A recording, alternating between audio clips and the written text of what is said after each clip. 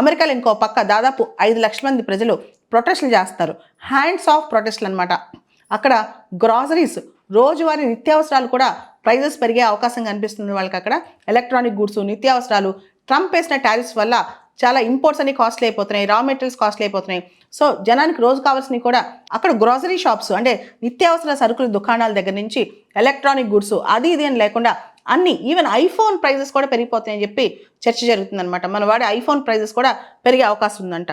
So Donald ట్రంప్కి, ఇలాన్ మస్క్కి వ్యతిరేకంగా దాదాపు 5 లక్షల మంది అమెరికాలో చాలా ఎక్కువగా ప్రొటెస్టులు చేస్తున్నారు. ముఖ్యంగా వాళ్ళు ఎక్కువగా కాస్ట్ కటింగ్ మెజర్స్ చేస్తూ ఎక్కువ మ్యాసివ్ టారిఫ్లు వేస్తున్నారు, ఎంప్లాయీస్ని తీసేస్తున్నారు, ఫెడరల్ వర్కర్స్ని తీసేస్తున్నారు, చాలా సోషల్ సెక్యూరిటీ అడ్మినిస్ట్రేటివ్ ఫీల్డ్ ఆఫీసర్స్ని తీసేస్తున్నారు.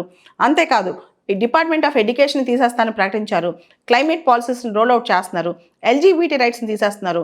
ఇవన్నీ మాకు నచ్చట్లేదు అని చెప్పి ఇప్పుడు ప్రజలు అమెరికాలో చాలా మంది ప్రొటెస్ట్ చేస్తున్నారు, హ్యాండ్స్ ఆఫ్ ప్రొటెస్టులు చేస్తున్నారు అనమాట. అసలు మేము ఎందుకు ఆ ట్రంప్ని గెలిపించామని అప్పుడే ఆలోచన మొదలైందంటే చాలామంది ప్రజల్లో అక్కడ.